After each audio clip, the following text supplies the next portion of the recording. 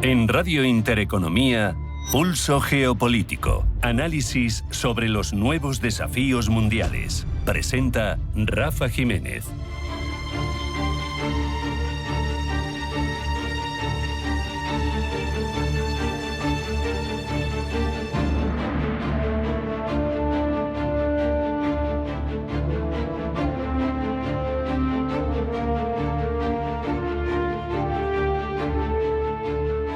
Bienvenidos a Pulso Geopolítico.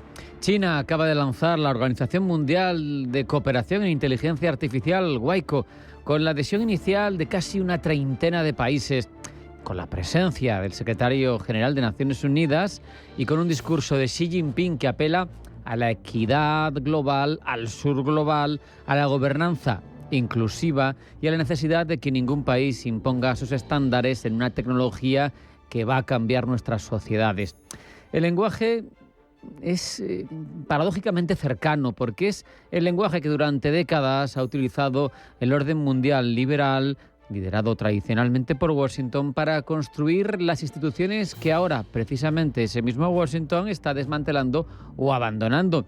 ¿Qué significa que la potencia emergente que aspira a liderar la carrera de la IA sea también la que ocupe el espacio institucional, precisamente que deja libre en su retirada el hegemón?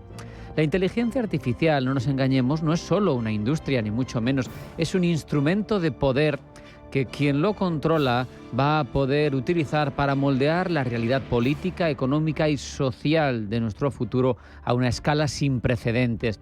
Para entender el gesto de China en Shanghái hay que situarlo en contexto. Estados Unidos recientemente ha adoptado posturas de restricción tecnológica respecto de la inteligencia artificial porque su propio gobierno lo justificaba, atenta en ciertas capacidades o lo puede hacer contra la seguridad nacional. El caso que todos hemos conocido es el de Anthropic y de sus modelos más destacados. No se pueden prestar, no se pueden dejar utilizar a actores extranjeros. Esto atenta contra nuestra seguridad nacional.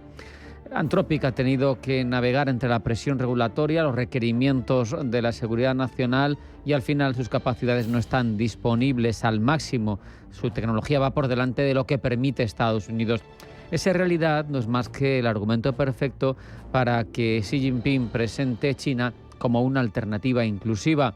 Nos oponemos, ha dicho, a estirar el concepto de seguridad nacional en el campo de la inteligencia artificial, a poner la seguridad de un país por encima de la de otros. Cuando Washington restringe el acceso a sus modelos de inteligencia artificial más avanzados, lo que hace es generar una fractura en el ecosistema tecnológico global que beneficia, objetivamente hablando, a quien ofrece una alternativa sin esas limitaciones. Y China, al final, ahora mismo, es la única que está en condiciones de ofrecer alternativas frente a los desarrollos tecnológicos estadounidenses. La propuesta de la WICO es una oferta diseñada para apelar precisamente a la audiencia que más siente además la exclusión del sistema tecnológico occidental, lo que suele conocerse, nos guste más o menos, como sur global, y que lleva décadas recibiendo ya redactadas las reglas del juego internacional sin participar en su elaboración. Y ahora China dice: te ofrezco mis modelos, te los ofrezco sin restricciones, de open source, y te ofrezco distintos tipos de colaboraciones porque yo no voy a limitarla. Hay una dimensión que diferencia este momento de otras pugnas geopolíticas anteriores y es la naturaleza, como ya hemos dicho, de la tecnología que está en juego. Porque no es una cuestión de tener un chip más rápido o un software más eficiente. Los modelos de lenguajes de IA que están ahora mismo desarrollándose tienen capacidades que los propios expertos describen con una mezcla de, por un lado, asombro y por otro, preocupación. No hay más que reparar en la preocupación que hay en todo el sector financiero por las capacidades de Mythos, que podrían significar para la estabilidad de los sistemas financieros globales verdaderamente graves problemas. Ahora mismo es lo que se plantea. Si estuvieran disponibles sin controles, el propio CEO de JP Morgan, Jamie Dimon, decía que poner al alcance de los ciudadanos estas tecnologías es comparable a darles el botón para lanzar un misil balístico. El caso es que quien gobierna la inteligencia artificial va a ser quien gobierne el siglo XXI. Y es en ese contexto en el que el movimiento de China en Shanghái adquiere toda su dimensión geopolítica, que al final es lo que aquí nos interesa.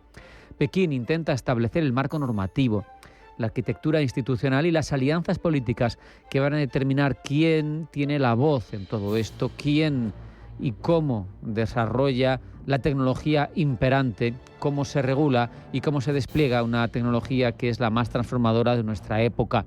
Incluso el secretario general de Naciones Unidas dice que no se puede permitir que las empresas, aquí viene la derivada, tecnoligarcas, controle el futuro de la inteligencia artificial.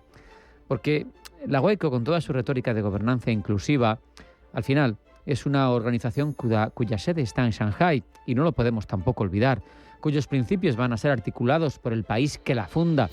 Y es el resultado lógico de una contradicción que Occidente lleva años sin resolver. El impulso, por un lado, a restringir el acceso a las tecnologías avanzadas por razones de seguridad de Estado, y el imperativo de construir una gobernanza global genuinamente inclusiva. Y en ese punto parece que esa tendencia de Donald Trump y de Estados Unidos a retirarse de todo lo multilateral está permitiendo a su principal rival geopolítico vender una imagen, vender un discurso que, cierto o no, le está posicionando mucho mejor para el orden global que se está reconfigurando de cara a la segunda mitad del siglo XXI. Y es una renuncia que está haciendo voluntariamente Estados Unidos. Y en este caso, como en otros, puede que cuando quieran dar marcha atrás, quizás sea ya tarde. Hacemos un alto en el camino a la vuelta a información geopolítica que elabora Blanca del Tronco. No se vayan, porque sigue Pulso Geopolítico.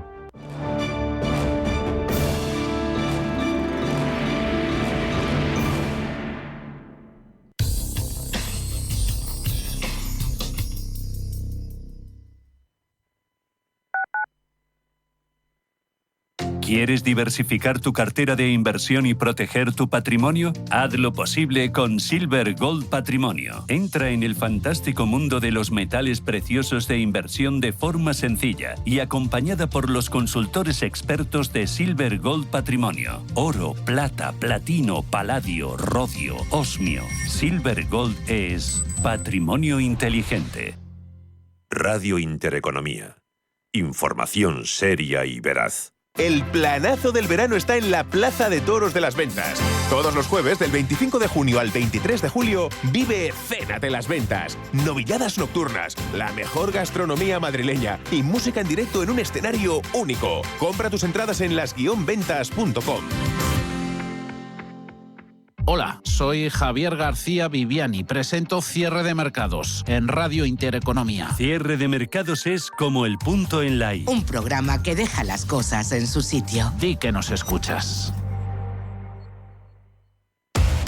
Somos aquello que siempre quisiste ser. Creamos aquello que siempre quisiste tener. Las reglas del juego han cambiado. Somos traders. Operamos. Black Bear Broker, el broker de los traders. Toda la actualidad, información y análisis en tiempo real sobre banca, empresas, finanzas personales, bolsa, gestoras y fondos de inversión en intereconomía.com. Con la opinión de los mejores expertos del mundo económico, empresarial y bursátil. Toda la programación en directo y con la posibilidad de escuchar en cualquier instante los mejores momentos de la emisora española líder en información económica. Sigue bien informado en intereconomía.com.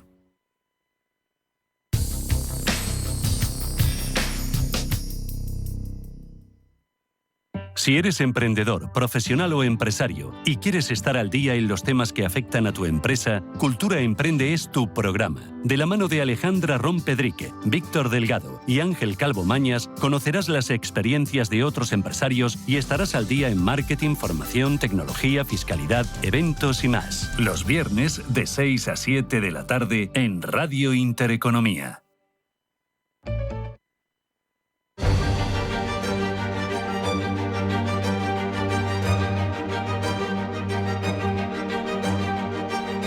En Radio Intereconomía, Pulso Geopolítico. Presenta Rafa Jiménez.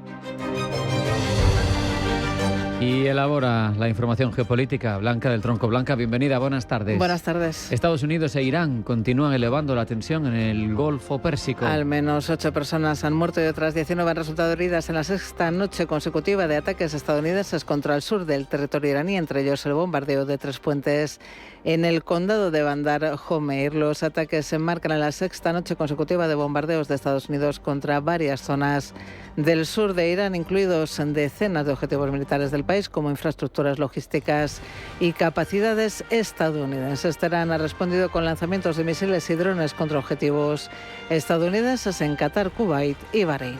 Rusia responde con dureza a la ofensiva ucraniana contra sus infraestructuras. Y lo hace con la misma estrategia, destruyendo sus barcos e instalaciones en puertos como el de Odesa en el Mar Negro, o el más importante que tiene el país, que también está inmerso en una crisis política. El Partido Laborista en Reino Unido proclama oficialmente nuevo líder a Andy Burnham. El nuevo dirigente de la formación se convertirá en primer ministro el lunes, cuando reciba el encargo del rey de formar gobierno. En su primer discurso al frente del partido, Burnham ha apostado por un gobierno basado en los valores tradicionales laboristas, con un programa de renovación económica. Bruselas, por su parte, publica hoy su informe anual sobre el Estado de Derecho. Se trata de un examen clave que evalúa la salud democrática, la independencia judicial y los esfuerzos contra la corrupción en los 27 Estados miembros de la Unión Europea. En este contexto, Bruselas ha llamado la atención a España por los avances limitados, dice, en la lucha contra la corrupción. Pide además a nuestro país que desvincule los mandatos del fiscal general y del Gobierno y que se adecue a las normas europeas sobre independencia y autonomía de la Fiscalía. En Alemania, entre tanto, está en marcha el Consejo de Ministros franco-alemán. Cita en seguridad y defensa, y en la que Macron y Merz esperan avanzar en proyectos concretos de los ámbitos económico, tecnológico y espacial, y en iniciativas con aplicaciones militares tras el fracaso del FCAS. China lanza una organización internacional de gobernanza de la inteligencia artificial con 29 países. Organización con la que Pekín busca consolidar un papel de liderazgo sobre la gobernanza global de esta incipiente tecnología, entre los firmantes países como Rusia, Kazajistán, Laos, Pakistán o Indonesia.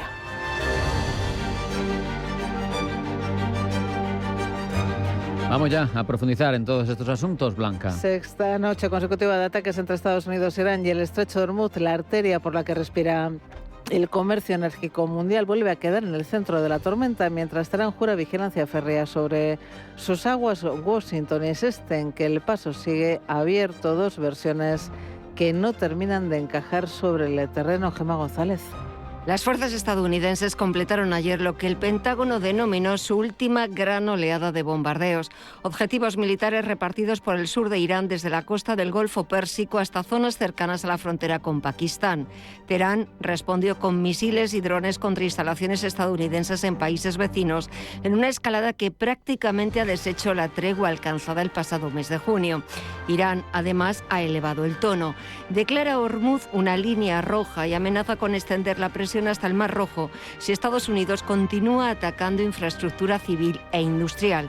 Según fuentes consultadas por Reuters, Teherán habría pedido al movimiento Houthi de Yemen prepararse para cerrar el estrecho de Bab el-Mandeb, por donde circula en torno al 7% del suministro energético mundial. Ni el Ministerio de Exteriores iraní ni representantes hutíes han confirmado esa posibilidad. Frente a este panorama, el portavoz del Mando Central de Estados Unidos, Tim Hawkins, sostiene que el estrecho de Hormuz permanece abierto. El tráfico marítimo continúa fluyendo por el estrecho de Hormuz. Permítanme repetirlo. El tráfico marítimo continúa fluyendo por el estrecho de Hormuz. Está abierto y varios buques mercantes lo han utilizado en los últimos 7 días. Esta afirmación choca con los datos del tráfico marítimo. El paso de buques comerciales se ha vuelto a estancar desde que se reanudaron los ataques, después de que la firma de análisis Kepler registrara una recuperación del tránsito tras la firma del memorando de entendimiento entre ambos países. Por Hormuz circula habitualmente una quinta parte del petróleo mundial. De ahí que cualquier amago de bloqueo dispare las alarmas en los mercados energéticos internacionales. Los estados del Golfo, incluido Qatar, uno de los mediadores clave en el conflicto, también se ven arrastrados a la escalada. Y China responde con contundencia a las acusaciones de interferencia electoral que Donald Trump lanzó apenas 24 horas antes. Pekín habla de completa falsedad de campaña de difamación malintencionada y devuelve el golpe preguntando quién vigila realmente al mundo entero. Tensiones que se ciernen sobre la esperada visita de Xi Jinping a Estados Unidos prevista para finales de septiembre. Eva Villanueva. China ha respondido con contundencia a las acusaciones de interferencia electoral que Donald Trump lanzó apenas unas horas antes. Pekín habla de falsedad y advierte a Washington de que deje de usarla como arma arrojadiza en su tablero electoral. El gobierno chino incluso ha ido más allá y ha devuelto el golpe a Trump. El portavoz de la Cancillería china, que ha comparecido ante los medios de comunicación, ha insinuado que es Estados Unidos quien interviene con frecuencia en los asuntos internos de otros países y quien ha mantenido durante años una vigilancia indiscriminada sobre gobiernos, empresas y ciudadanos de todo el mundo. Un dardo directo dirigido a Estados Unidos, al que ha instado a hacer autocrítica. Pekín ha cerrado su respuesta pidiendo a Washington que deje de difamar a China sin fundamento y que apueste por acciones que contribuyan al desarrollo de las relaciones entre ambas potencias. Eso sí, Lin ha evitado pronunciarse sobre si estas tensiones dejarán alguna marca en la esperada visita que el presidente chino, Xi Jinping, tiene previsto realizar a Estados Unidos a finales de septiembre.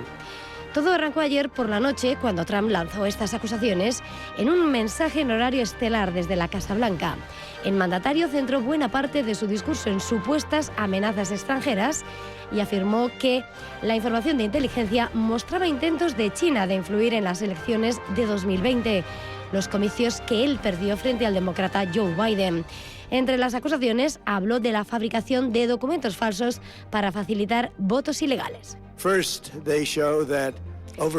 Decía Trump, a lo largo de varios años, comenzando durante el ciclo electoral de 2020, la República Popular China llevó a cabo lo que se considera la mayor vulneración de datos electorales de la historia, lo que dio lugar a la adquisición ilícita por parte de China de 220 millones de archivos de votantes estadounidenses.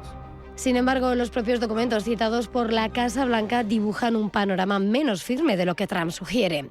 Describen acusaciones no verificadas y evaluaciones internas que ponían en duda la fiabilidad de algunas de estas fuentes. A esto se suma que años atrás, las agencias de seguridad estadounidenses ya habían descartado que actores extranjeros hubieran alterado los resultados electorales. Trump no se quedó ahí, aprovechó para sembrar dudas sobre la fiabilidad del sistema electoral de su propio país, arremetió contra el voto por correo y vinculó la inmigración irregular con la seguridad en las urnas. Todo ello mientras presiona al Congreso para que apruebe antes de los comicios de medio mandato de noviembre una ley que restrinja el derecho al sufragio. Y seguimos hablando de China porque el gigante asiático ha lanzado su gran apuesta por liderar las reglas del juego de la inteligencia artificial a escala mundial. 29 países han firmado en Shanghái la creación de una nueva organización internacional de gobernanza sobre esta tecnología y Pekín no esconde sus intenciones. Paul Mielgo. En la megalópolis oriental de Shanghái ha tenido lugar una ceremonia por la que China ha creado la conocida como Organización Mundial de Cooperación en Inteligencia Artificial, conocida por sus siglas en inglés WICO, organización con la que Pekín busca consolidar un papel de liderazgo sobre la gobernanza global de esta incipiente tecnología. Entre los firmantes, Rusia, Kazajistán, Laos, Pakistán e Indonesia, pero también países como Cuba, Brasil y Venezuela. Ceremonia a la que ha asistido el secretario general de Naciones Unidas, Antonio Guterres, ya que según el propio acuerdo la organización se compromete a defender los principios de la Carta de Naciones Unidas y a promover una inteligencia artificial beneficiosa, segura y justa, bajo un enfoque centrado en las personas. El objetivo declarado es fortalecer la cooperación internacional en un terreno todavía sin reglas globales claras. El presidente chino Xi Jinping ha intervenido también en el evento para presentar la iniciativa como una respuesta a la llamada del Sur global y ha defendido la colaboración como motor del desarrollo de la inteligencia artificial. Promovemos la transparencia y la propiedad pública para impulsar el desarrollo innovador. Estamos en transición del mundo digital al físico y debemos aprovechar esta oportunidad histórica única. Fomentamos el código abierto, la colaboración abierta y el intercambio de recursos.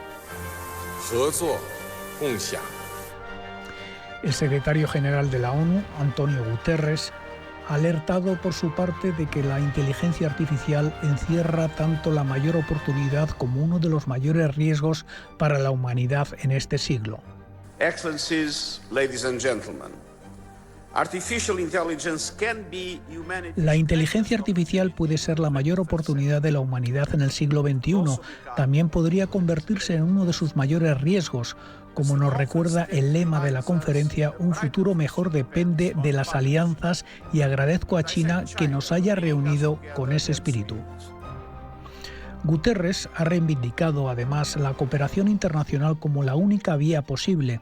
Sin embargo, la lista de firmantes deja fuera a las grandes potencias occidentales. Ni Estados Unidos ni la Unión Europea figuran entre los miembros fundadores de la OICO, una ausencia que subraya la competencia que se libra entre Pekín y Washington por marcar el paso en la regulación de una tecnología que avanza más rápido que los marcos legales para controlarla. En Ucrania, la crisis política sigue poniendo en tela de juicio el gobierno de Volodymyr Zelensky. Las últimas remodelaciones del gabinete han llevado al pueblo ucraniano a manifestarse en las calles solicitando explicaciones. La destitución más polémica ha sido la del ministro de Defensa, valorado entre las masas por su pragmática actuación sobre el terreno bélico. Zelensky ha tomado esta decisión por el bien del país o por supervivencia política. Al fin y al cabo, su mandato original expiró en 2024 y desde entonces su gobierno está blindado por la guerra y la ley marcial, protegido ante unas posibles elecciones que le arrebaten el poder. La realidad de la invasión rusa permite al presidente ucraniano acumular años de gobernanza y asumir el rol de líder providencial. Sin embargo, la aparición de una nueva figura con arraigo político podría hacer peligrar el statu quo. Zelensky puede seguir nombrando y reemplazando altos cargos, pero ¿hasta qué punto esto beneficiará al país en lugar de sumirlo más en el conflicto? Pablo Llanone.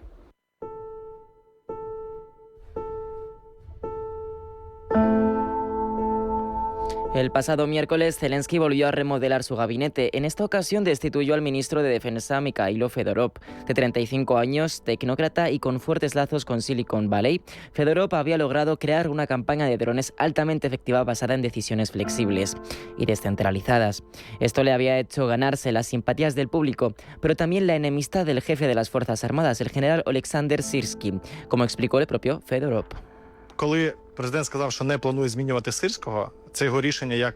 Syrskyi discrepaba de la postura de Fedorov y defendía un enfoque mucho más convencional. La falta de consenso provocó una guerra abierta entre ambos líderes. Zelensky se acabó decantando por Syrskyi, dado el riesgo que suponía destituir al jefe de las Fuerzas Armadas en la actual y crítica coyuntura militar. Pero ¿y si hubiese sido también la oportunidad perfecta para deshacerse de un líder joven, pragmático y con un gran apoyo entre las masas? Cada vez son más las sospechas de que Zelensky está aprovechando el conflicto para sacar rédito personal. Por un lado, el país recibe millonarias sumas de dinero a modo de apoyo exterior, fondos que la oposición denuncia que no llegan realmente en su totalidad a las operaciones del frente. Por otro lado, Zelensky lleva años resistiéndose a convocar elecciones. Ni la amenaza de Donald Trump de retirar el apoyo de Estados Unidos a Ucrania si no se celebraban comicios logró hacerle ceder durante bastante tiempo. Well, we have a situation where we haven't had elections in Ukraine. Well, we have martial law, essentially martial law in Ukraine. Acorralado por la presión internacional, el presidente ucraniano se ha mostrado más abierto a abrir las urnas, pero esgrime argumentos razonables para justificar su pasada negativa. Asegura que convocaría elecciones si los líderes occidentales creasen las condiciones precisas para evitar unos comicios injustos e inseguros. Al fin y al cabo, celebrar elecciones en un país con un 20% de su territorio invadido, con la imposibilidad física de emitir el voto en las trincheras, además una diáspora fragmentada por toda Europa y Rusia mientras tanto llevando a cabo masivas campañas de desinformación, no es el escenario idóneo para garantizar un proceso democrático y transparente. Razón no le falta a Zelensky. Finalizar el conflicto sería la antesala perfecta para celebrar los comicios. De hecho, él mismo ha dicho que así sería si se llegase a un acuerdo de paz. El problema es que las exigencias de ambas partes son demasiado rígidas y poco compatibles entre sí. Zelensky insiste en puntos complejos. Ahora parece más abierto a aparcar la anexión a la OTAN de manera inmediata, pero se niega de modo rotundo a ceder formalmente los territorios ocupados a Rusia. Y si este punto, que vende como un requisito patriótico e irrenunciable, fuese en realidad su pasaporte a una presidencia eterna.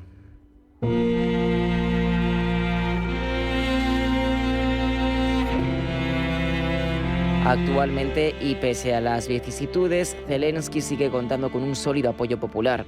Según una encuesta del Instituto Internacional de Sociología de Kiev, si se celebrasen comicios, podría llegar a cosechar hasta un 30% de los votos frente al 16% que obtendría su mayor rival de la oposición externa. Eso sí, más de un 60% de la población anhela un cambio de liderazgo, considerándolo quizá necesario para poder finalizar la guerra. Por tanto, el peligro real para Zelensky no vendría tanto de la oposición tradicional, sino de dentro de sus propias filas, donde líderes como el destituido ministro de Defensa se perfilaban con fuerza como posibles aspirantes al cargo presidencial.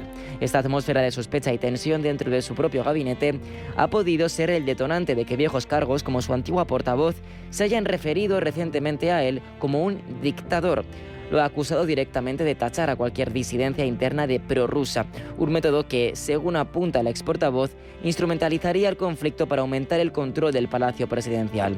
Pero no todo tiene por qué reducirse a esa óptica personalista, pues Zelensky también ha tomado decisiones que pueden considerarse pragmáticas.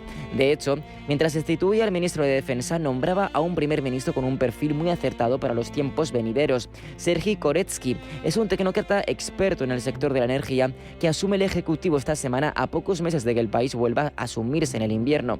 Su capacidad para gestionar de manera eficiente las fuentes de suministro y negociar créditos internacionales podría ser clave para aminorar el impacto de los bombardeos rusos en la infraestructura crítica del país. Esta última decisión de corte puramente técnico reduce parcialmente la tormenta política por la destitución de su ministro de Defensa, una cartera que de momento sigue sin un sustituto definitivo aprobado por el Parlamento. Las decisiones que se toman en Kiev están siendo escudriñadas con lupa, no solo por el pueblo ucraniano, sino por la propia comunidad internacional. Cada fallo y cada acierto ya no solo se leen como cuestiones de política interna, sino como estratagemas astutas que para algunos encierran un interés personal que desgasta a Occidente, al perpetuar una guerra que vaya de camino de cumplir su cuarto año de destrucción. La pregunta que debemos hacernos ahora es si esa interpretación crítica es la correcta o si no es más que un intento de envilecer a un líder político que, en condiciones extremas, está tratando de conseguir lo mejor para su país. Ese doble rostro es el difícil precio al que se enfrentan los mandatarios en tiempos de guerra. Como siempre, la ambición del pueblo es que se logren alinear los objetivos personales con los nacionales. ¿Está Zelensky logrando esto o se está dejando llevar más por lo primero que por lo segundo?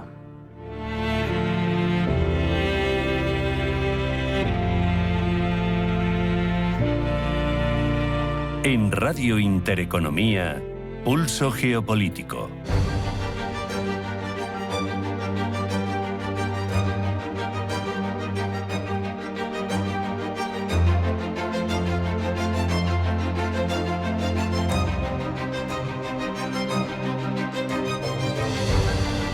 Vamos a repasar de forma breve algunas de las cabeceras más relevantes del ámbito internacional y cómo nos cuentan la actualidad geopolítica. Pablo Llanone, gracias. Buenas tardes.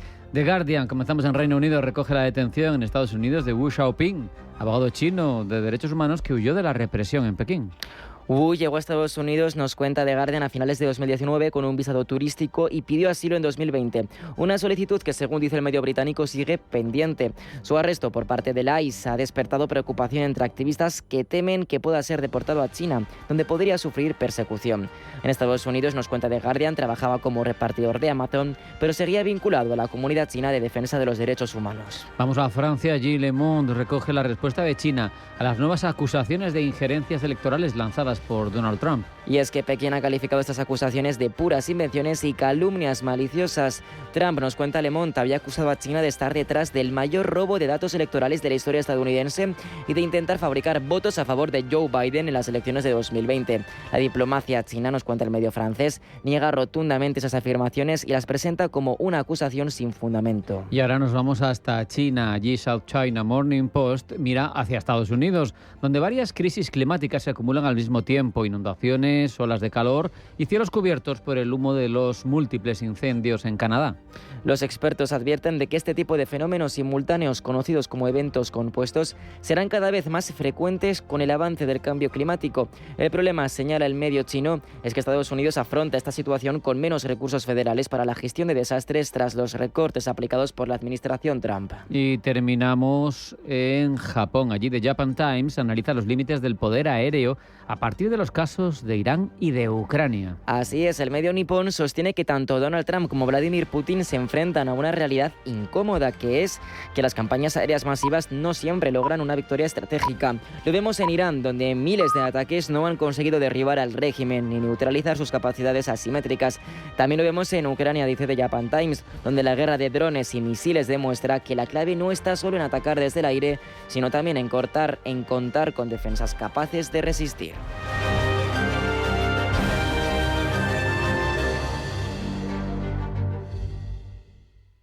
Viene un cliente. Pon el cartel de cita previa. ¿Lleva un cheque? Esos son los lunes. ¿Hoy es lunes? De 9 a 11. Son las 10. Haz el muerto. Si tu banco no quiere atenderte en la oficina, vente a Eurocaja Rural, que nos encanta verte en la oficina. Por eso te atendemos en persona y sin cita previa. Vuelve a sentirte cliente. Eurocaja Rural, la banca que tú quieres.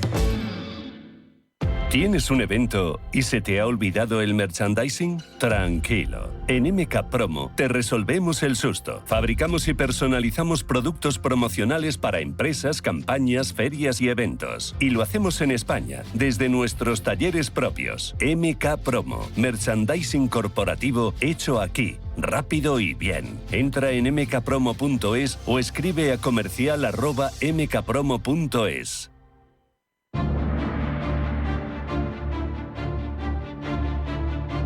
En Radio Intereconomía, Pulso Geopolítico.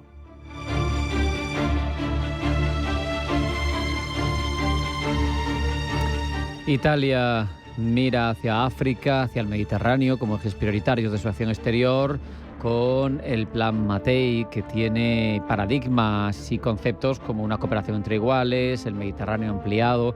Pero nos preguntamos, ¿es un nuevo modelo? ¿Es una estrategia de proyección de poder y de neocolonialismo con ropajes renovados? Lo analizamos, sus luces y sus sombras, con Clara Núñez Vázquez, analista internacional, autora del documento El Plan Mattei como instrumento de proyección estratégica italiana en África. Clara, bienvenida, buenas tardes. Buenas tardes, un placer poder mantener esta conversación con vosotros. Como digo, el Plan Mattei, donde articula a Italia esa presencia en África, se presenta como plataforma abierta y se basa en varias áreas prioritarias. En tu opinión, Clara, ¿qué lo diferencia realmente de las políticas que ya venía tiempo antes Italia manteniendo en África? Bueno, antes la relación de Italia con África era un poco una mezcla desordenada de cosas sueltas, ¿no? Acuerdos de gas con Argelia por un lado, acuerdos migratorios con Libia por otro, ayuda humanitaria puntual, cada cosa gestionada por un ministerio distinto, sin visión de conjunto. Lo nuevo de este Piano Mattei no es tanto que se hace, sino que ahora hay un mando único, una oficina propia dentro de la presidencia del gobierno, dirigida por un diplomático, Fabrizio Saggio, un comité que decide con la propia Meloni al frente, que es la Cabina di Regia, y una ley que obliga a presentar un informe cada año al Parlamento.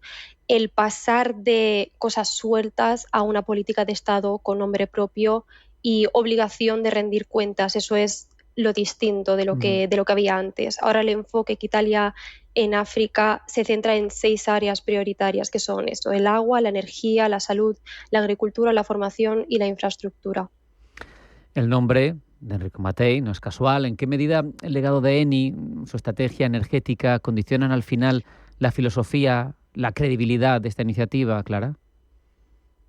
Bueno, Enrico Mattei fundó Eni y en los años 50 se hizo famoso por negociar con países árabes y africanos recién independizados condiciones mejores que las que ofrecían las grandes petroleras occidentales de la época. Eso le dio fama de alguien que trataba a África de tú a tú, no como una colonia. Usar su nombre es una jugada de imagen muy inteligente. Es decirle al mundo, no somos como las potencias coloniales, somos herederos de Matei. Esto también es una carga porque pone el listón muy alto. Si al final el plan beneficia sobre todo a Italia, la comparación con Matei se vuelve en contra.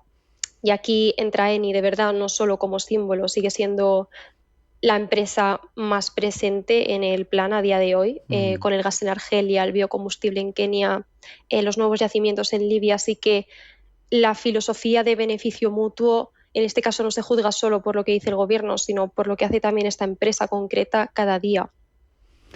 De hecho, Clara, el gobierno italiano insiste, al hilo de los argumentos que nos cuentas, en que hay un concepto que preside todo esto, que es cooperación entre iguales, que no es un modelo depredador. ¿Eso se sostiene analizando los países elegidos, analizando la naturaleza de algunos de los proyectos piloto? Bueno, antes de nada, un dato importante a destacar es que el gobierno italiano nunca ha explicado país por país con un documento oficial por qué se elige cada uno. No existe un papel público que diga elegimos a Kenia por esto, a Angola por lo otro. Lo que sabemos es lo que los analistas podemos observar por patrones, no lo que Italia ha confesado abiertamente. Eso ya puede decir algo. Si de verdad fuera una cooperación transparente entre iguales, es cierto que lo lógico sería explicar con claridad el criterio de cada elección. Eso no está ocurriendo a día de hoy. Empezamos con 9 países en 2024, a día de hoy, en 2026, se ha duplicado a 18 países. Mirando el patrón, sin que Italia lo diga explícitamente, los primeros 9 países elegidos en 2024 ya tenían casi todos una relación fuerte de antes con Italia por energía, sobre todo por Eni, como pueden ser Egipto o Mozambique. Eso no encaja del todo con elegidos por necesidad africana, encaja más con seguir invirtiendo donde Italia ya tenía intereses. Los países añadidos después siguen también el mismo patrón, tienen minerales que Europa necesita para la transición energética, y aquí llegamos un poco a la parte que más pesa, ¿no? Que es cómo se reparten realmente los beneficios. La mano de obra que trabaja en los proyectos, construyendo un tren, cultivando la tierra para biocombustibles africana, pero lo que se produce con ese trabajo en varios de los proyectos más grandes no se queda ahí, es materia prima o energía que viaja hacia Europa. El ejemplo más claro podría ser el proyecto de biocombustible en Kenia, donde hay invertidos alrededor de 200 millones de euros, el segundo más grande de todo el plan, donde los agricultores cultivan la planta, pero el aceite que producen se convierte en combustible que se usa en Europa, no en Kenia. Lo mismo puede pasar con los minerales del corredor del Lobito, que se extraen y se transportan hacia afuera.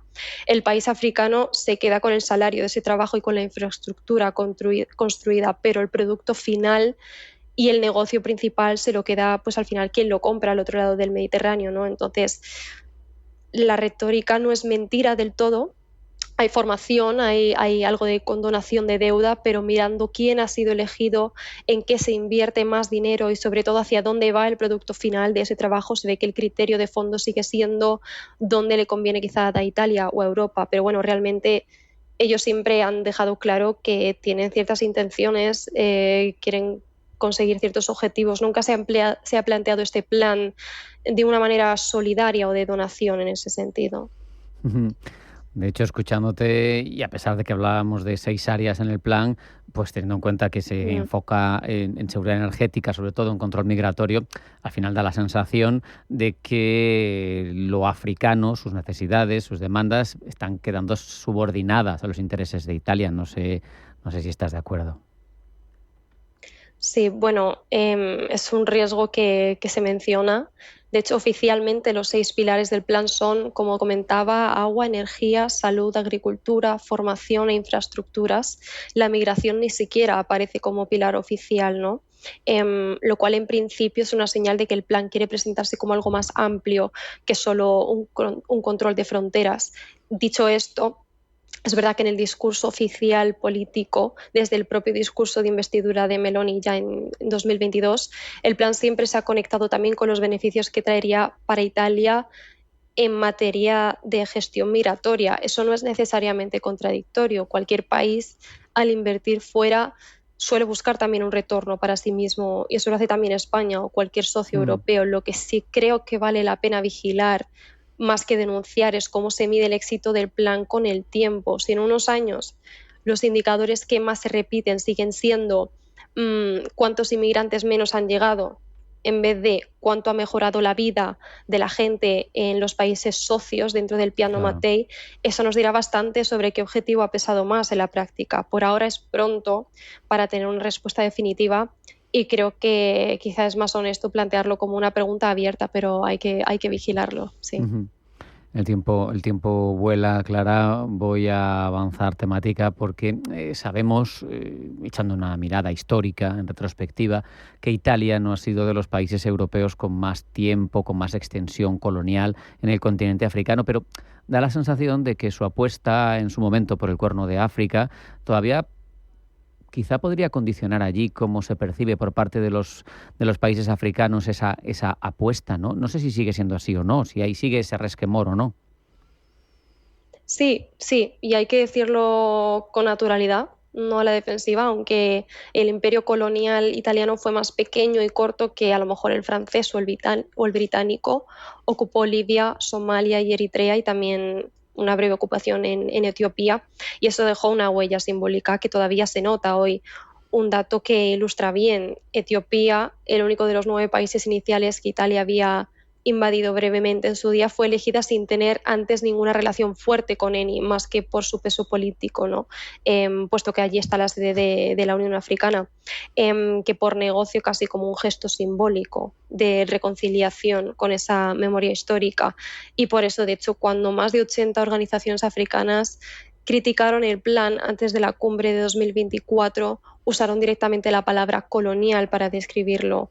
Entonces, la memoria histórica sigue presente en el debate, la use quien la use. Este plan, Clara, se inscribe dentro de la estrategia europea Global Gateway, pero te pido opinión. ¿Para ti es una contribución real, genuina, a la política común de la Unión Europea en torno al continente africano, o al final viene a traducirse en una competición encubierta entre Estados miembros y aquí está sacando su rédito correspondiente Italia? Bueno, las dos cosas conviven y depende de a quién le preguntes. Italia presenta oficialmente el plan como su aportación nacional a la agenda europea de infraestructuras del Global Gateway. Y hay pruebas de coordinación real, como el corredor del Lobito, donde participan a la vez Italia, Estados Unidos y la propia Unión Europea, pero al mismo tiempo Italia mantiene su propio mando, su propio nombre, su propia historia, y presenta sus informes al Parlamento italiano, no al europeo. Eso deja bastante claro que, aunque se conecte con la agenda europea cuando conviene, sigue siendo ante todo un instrumento de proyección nacional italiana, con la etiqueta europea puesta encima. Italia no es el único país europeo con su propia estrategia africana. Francia tiene la suya, Alemania, España tiene su estrategia España-África 2025-2028. Ninguno de estos países ha renunciado a su marco nacional para integrarse del todo en un plan común europeo. En la práctica conviven varias estrategias nacionales bajo el paraguas del Global Gateway, cada uno con su propio nombre y su propia narrativa, lo cual, sin necesidad de hablar de competencia en un sentido negativo, sí genera cierta redundancia, ¿no? Y hace más difícil que la Unión Europea hable con una sola voz frente a actores como China o Rusia en ese sentido. Voy a aprovechar que has mencionado España para preguntarte, desde nuestra óptica, esta iniciativa, el Plan Mattei, ¿qué oportunidades, qué riesgo plantea que se vaya fortaleciendo o que se pueda fortalecer la posición italiana tanto en el Magreb como en el Sahel? Bueno, España, como decía, tiene su propia estrategia que se apoya bastante en la Unión Europea y pone el foco en cosas como la gobernanza democrática, el clima, la igualdad y el desarrollo inclusivo. El Plan Mattei, en cambio, está mucho más centrado en resultados concretos para Italia, aunque lo presente con un lenguaje de cooperación. No es que uno sea bueno y otro malo, son dos formas distintas de entender la relación con África, una quizá más orientada a un marco común con Europa y la otra más a intereses nacionales más visibles. El riesgo quizá es que Italia se está convirtiendo en el socio de referencia en energía y seguridad en el norte de África y el Sahel, justo el mismo espacio donde España también tiene intereses directos, como pueden ser el gas o el control migratorio. Si Italia gana mucha más influencia allí, la voz española puede quedar en un segundo plano en decisiones que a España le afectan directamente. Por ejemplo, cuando Italia cierra su lado del Mediterráneo, las rutas migratorias se desplazan hacia Canarias, no es que desaparezcan. La oportunidad, pues, en los temas donde el interés coincide, como puede ser la estabilidad en Libia, la seguridad marítima, España puede aprovechar la estructura que Italia ya ha montado en vez de duplicar esfuerzos y usar el paraguas europeo del Global Gateway para meter sus propias prioridades. Lo peor para España sería quedarse pasiva mientras Italia construye toda la red de relaciones y financiación en la región sin que España esté sentada en la mesa. No sabemos si será exitoso o no a medio y largo plazo. Mencionabas que una de las diferencias con otras políticas anteriores es la rendición de cuentas, pero aún así te pregunto, ¿tiene déficits, en tu opinión, de transparencia o de gobernanza para ser viable este plan? Bueno, los análisis de varios centros de estudios italianos, de hecho, señalan ciertas cosas. Lo primero es la falta de un calendario claro con fechas e indicadores concretos de éxito. Hay poca claridad sobre cómo se elige qué proyecto entra y cuál no en los países, igual como mencionaba antes. Y sobre todo la ausencia de un organismo independiente que compruebe si el dinero realmente llega y funciona, ¿no? Hoy toda la información viene del propio gobierno italiano o de las empresas que ejecutan los proyectos. No hay nadie neutral que verifique nada todavía. A medio plazo esto puede pasar factura. Si el plan no consigue demostrar resultados comprobados por alguien de fuera, tanto los socios africanos como quizá los europeos puedan empezar a dejar de tomárselo en serio por muchos proyectos que se anuncien, ¿no? Al final la transparencia siempre es algo muy relevante en este tipo de proyectos. Para terminar, que se nos va el tiempo, Clara, te voy a pedir que te mojes. Conoces la tradición exterior italiana, has analizado en detalle el plan y por eso te voy a hacer dos cuestiones. Por un lado, si crees que va a triunfar, que va a cumplir sus objetivos, el plan Mattei, y por otro, tenemos que seguir su estela, tenemos que imitar algunas de las decisiones tomadas, o Madrid o Bruselas, quien sea. Sí, bueno, en cuanto a si cumplirá sus objetivos, depende de los objetivos que midamos, ¿no? Si el objetivo es convertir a Italia en un actor de referencia en África y en el Mediterráneo, va camino de cumplirlo. Ha pasado de ser un anuncio a tener 76 proyectos en 18 países y una estructura de Estado sólida. Si el objetivo es una cooperación real entre iguales que mejore de forma clara la vida de gente en África, los datos que tenemos hoy por hoy no permiten decir que sí. Seguimos en una fase donde se pueden contar resultados concretos pero pequeños, como puede ser un tren en Uganda, agricultores en Kenia, sin que exista realmente nadie de fuera que lo haya evaluado de forma neutral o independiente. Debemos seguir su estela desde Madrid o Bruselas. Bueno, yo diría que hasta cierto punto sí, no copiar el modelo italiano tal cual, que está muy centrado al final en los intereses nacionales, sino en aprender de su parte más eficaz, tener una sola oficina que coordina todo y aplicar eso dentro de un marco más colectivo, europeo, en lugar de que cada país monte su propio plan con nombre propio por separado. Lo que sí que debemos hacer es vigilar de cerca sus movimientos, qué países elige, qué acuerdos firma, cómo evoluciona. Es simplemente buena diplomacia, no una opción. Tenemos que estar atentos, yo creo. Con esa reflexión nos vamos a quedar. Clara Núñez Vázquez, analista internacional. Muchísimas gracias. Un abrazo. Hasta la próxima. Muchísimas gracias. Adiós.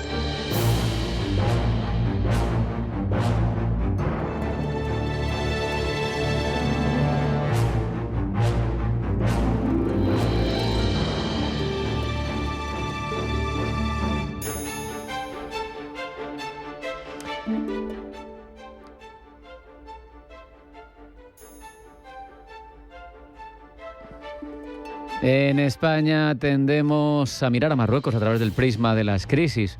o la de la inmigración, con Ceuta y Melilla o el Sáhara, pero esa mirada corta nos impide ver el bosque, y Marruecos es un proyecto de Estado donde la monarquía, donde el impulso del rey está transformando cosas, y para entender realmente ese país que tenemos al sur y su creciente influencia, tanto en África como en general en el tablero global, vamos a hablar los próximos minutos con Sergio Castaño, coordinador del grado en Relaciones Internacionales de UNIR. Sergio, bienvenido, buenas tardes. Hola Rafa, buenas tardes. Como digo, es muy habitual, es lógico por la cuestión de las noticias y tal, que interpretemos a Marruecos por esas crisis concretas que tienen con nosotros, pero da la sensación de que eso es un error analítico, ¿no? Porque se nos escapan cosas. Sí, porque Marruecos ha cambiado mucho en los últimos 30, 20 años y no tiene nada que ver con la imagen que teníamos de Marruecos, por ejemplo, cuando tuvo lugar el acontecimiento de la isla de Perejil.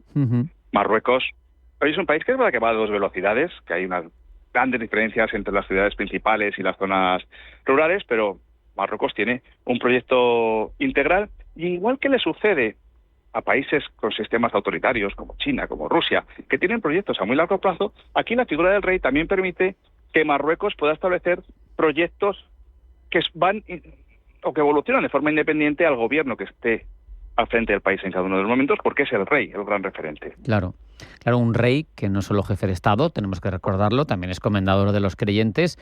Al final, ¿cómo se articula esa doble legitimidad política y a la par religiosa en el proyecto de Estado marroquí? Pues si nos fijamos, después de las primaveras árabes, los únicos sistemas que se mantuvieron en el norte de África y Oriente Próximo fueron Jordania y Marruecos, precisamente por la legitimidad de sus reyes y la descendencia directa del profeta.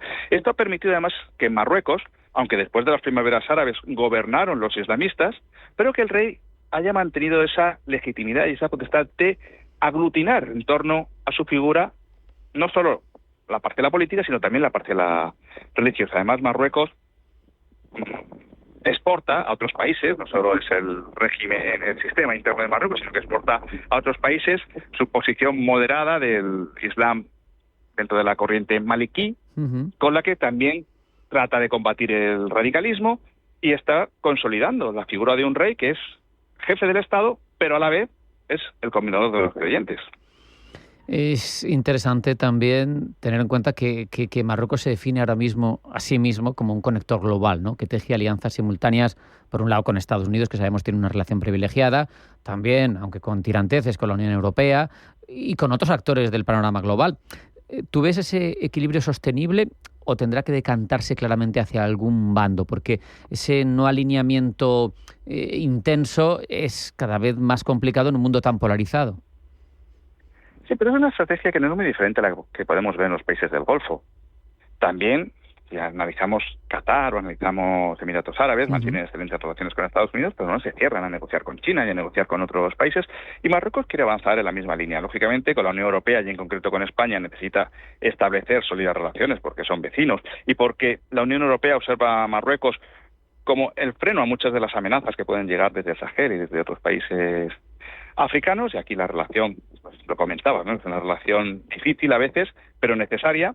Con Estados Unidos la relación se va consolidando, y sobre todo en el aspecto militar, y hay que tener en cuenta el reconocimiento de la posición, la postura adoptada por Marruecos con respecto al Sáhara Occidental, que respaldó Estados Unidos y que también ha terminado respaldando España, y el peso de Estados Unidos ha sido determinante, pero es verdad que Marruecos mira también hacia otros países, mira hacia China, mira hacia Rusia, y esto está permitiendo que a Marruecos lleguen inversiones de diferentes lugares del mundo y que Marruecos esté transformándose, como comentábamos antes. Claro. Además da la sensación de que ha sido muy hábil en integrarse en las cadenas de valor globales, por ejemplo, iniciativas como el Tanger Med o como su destacada presencia en el sector automotriz.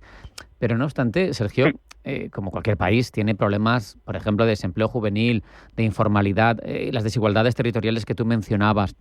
¿Le hace falta para sostener el modelo y para evolucionar a largo plazo una transformación social más profunda todavía?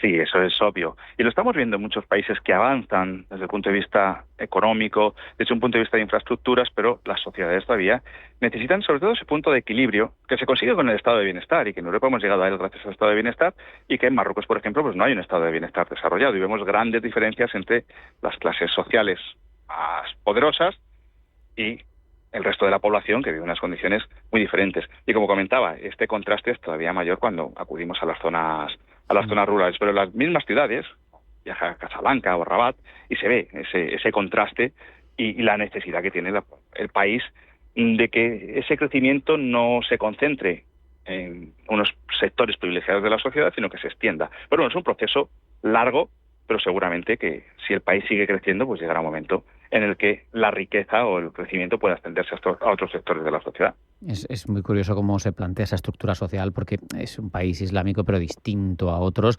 Tengo entendido que quiere duplicar la participación femenina en el mercado laboral, pero además también ese Islam oficial que mencionábamos antes, yo creo que ha ayudado a su estabilidad interna, a su proyección exterior. Todas estas cosas son reformas reales, son retóricas de cara al exterior, van a consolidarse a largo plazo, porque es muy distinto lo que se ve en ese aspecto, siendo país islámico, claro, con otros países islámicos donde los avances son mucho más lentos. Bueno, es un país musulmán, el Islam está presente en el día a día, se sigue llamando a la oración en cada una de las mezquitas, pero es verdad que, por ejemplo, el papel de la mujer empieza a verse cada vez a más mujeres en el ámbito laboral.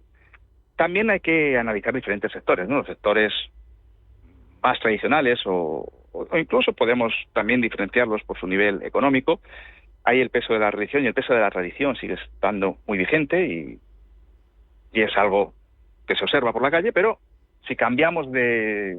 Pues yo estaba en Rabat en estos últimos días y en Rabat se ve perfectamente el contraste. Si nos vamos a barrios más modernos, donde el estilo de vida pues se asimila mucho más a lo que podemos ver en ciudades europeas, pues aquí ya no vemos a tantas mujeres con el velo, y es verdad que uno ya toma un taxi y puede recogerle una mujer, ¿no? Van cambiando muchas cosas sin llegar a entender que el papel de la mujer en Marruecos puede ser equiparable al de otros países occidentales.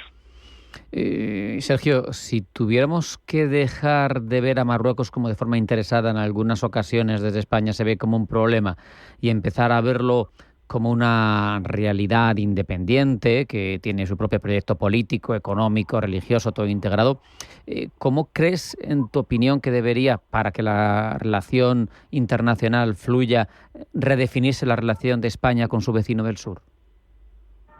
Bueno, las tensiones yo creo que es difícil que desaparezcan, sobre todo porque hay dos ciudades en el norte de África que son españolas, son de soberanía española, y eso siempre abre tensiones. Y además es que es paso fronterizo para entrar en Europa. Eso también lleva a que la presión migratoria, sobre todo la migración ilegal promovida por el crimen organizado, pues sea ahí un punto de presión. Y luego hay muchos aspectos en los que se ven obligados a colaborar España y Marruecos, o la Unión Europea y Marruecos. Hablábamos de migración, pero hablamos de crimen organizado, hablamos también de terrorismo, que ahora es cierto que tiene menos relevancia, pero que sigue siendo un aspecto importante para colaborar, y los aspectos económicos. España es el principal socio comercial de Marruecos, el segundo es Francia, y ahí están obligados a colaborar. Claro, el sistema político que tiene ahora mismo Marruecos ofrece estabilidad, pero es cierto que en algunos aspectos pues choca con los sistemas políticos que tenemos en Europa, y las prioridades de Marruecos pues también chocan con los de Europa, pero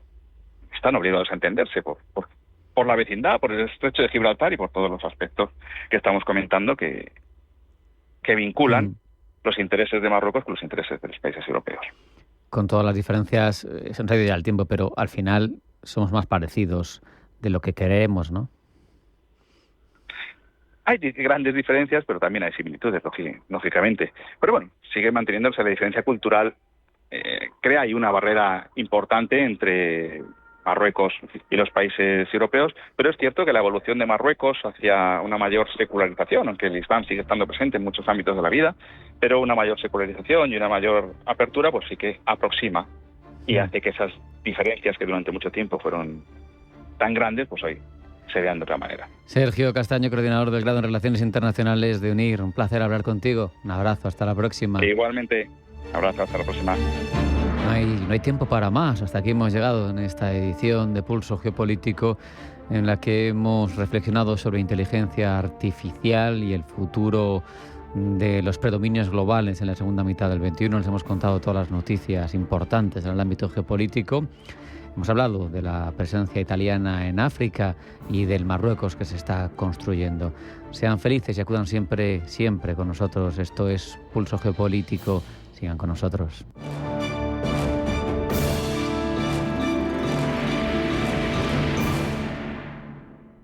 Analizar la bolsa al milímetro es muy importante, pero no deja de ser el 5% del mercado. Si quieres llegar al otro 95%, la respuesta está en el private equity y la herramienta es Crescenta. Completa tu visión, diversifica tu cartera e invierte como imaginas en crescenta.com. La inversión tiene riesgos. Más información en crescenta.com/condiciones.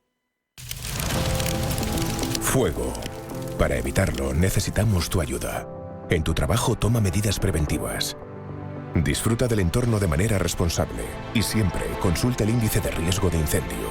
Grábatelo, pero no a fuego. Entre todos, podemos evitarlo. Gobierno de Aragón. Viajes, destinos, cultura, gastronomía hacen diferente a cada viajero. Recorre el mundo cada semana con nuestro programa de viajes Clase Business. Descubre los mejores destinos de lujo y experiencias exclusivas de una manera diferente. Cada sábado de 12 a 1 del mediodía, escucha Clase Business con Elena Fraile en Radio Intereconomía. Amazon, Nvidia, Netflix, Coca-Cola, Prosus, Airbus, Ferrari, Lululemon. Empresas cotizadas, su historia, sus cuentas, sus proyectos y su evolución en bolsa.